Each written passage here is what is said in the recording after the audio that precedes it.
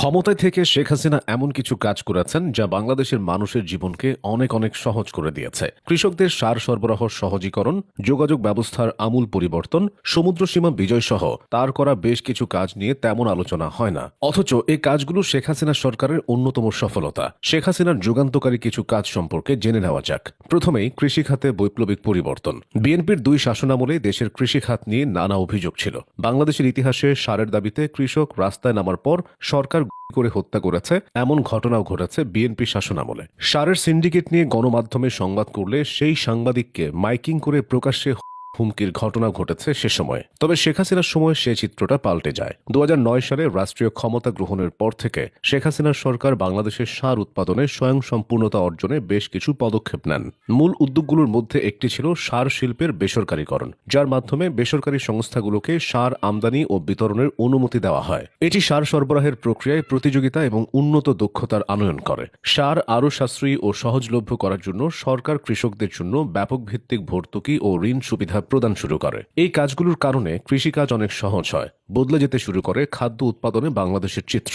শেখ হাসিনার শাসনামলে যে কাজগুলো মানুষের জীবনে সরাসরি ইতিবাচক প্রভাব ফেলেছে সেগুলোর একটি হলো মেট্রো রেল। মেট্রো রেলের মাধ্যমে বাংলাদেশের রাজধানী ঢাকা এক নতুন যুগে প্রবেশ করে। ঢাকার দীর্ঘদিনের যানজট আর সময় নষ্ট হওয়া জীবনের যন্ত্রণা কমাতে উত্তর থেকে মতিঝিল পর্যন্ত মেট্রো রেলের যাত্রা ছিল যুগান্তকারী। এটি শুধু একটি পরিবহন ব্যবস্থাই নয়, বরং নগর পরিকল্পনা, আধুনিক নগরায়ন এবং মানুষের জীবনমান উন্নয়নের এক বিপ্লব। এখন নগরবাসীর যাত্রার সময় অর্ধেকে নেমে এসেছে আর নির্ভরযোগ্য পরিবহন ব্যবস্থা তৈরি হয়েছে। শেখ হাসিনার সময় যোগাযোগ খাতের এই পরিবর্তন শুধু মেট্রো রেলই থেমে থাকেনি। ফ্লাইওভার, 4 লেন, 6 লেন, উন্নত মহাসড়ক, রেল লাইন সম্প্রসারণ, এসবের কারণে সারা দেশের যোগাযোগ ব্যবস্থা সহজ হয়েছে।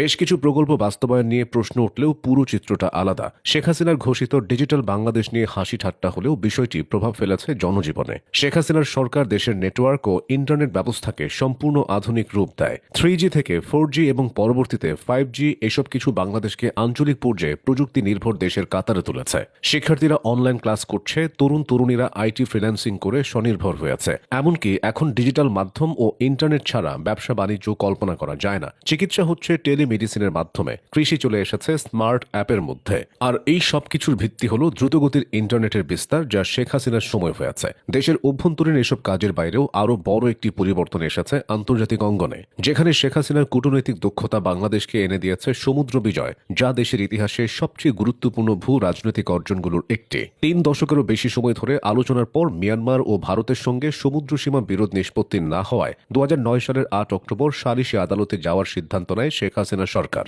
এই প্রক্রিয়ার অংশ হিসেবে মিয়ানমারের সঙ্গে সমুদ্র সীমা নির্ধারণের জন্য বাংলাদেশ জার্মানির হামবুর্গ ভিত্তিক সমুদ্র আইন বিষয়ক আন্তর্জাতিক ট্রাইব্যুনাল তথা ইটলসে মামলা দায়ের করেছিল। আর ভারতের সঙ্গে সমুদ্র সীমা নির্ধারণের মামলা দায়ের হয়েছিল হেগের স্থায়ী সালিশি আদালতে।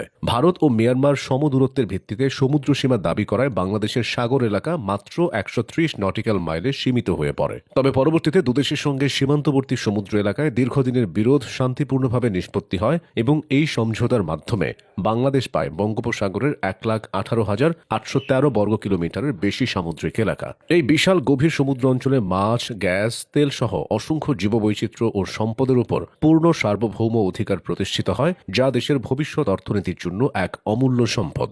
যুগান্তকারী এই কাজগুলো ছাড়াও আরও বেশ কিছু কাজ হয়েছে যা বাংলাদেশের উন্নতিকে কয়েক ধাপ এগিয়ে দিয়েছে।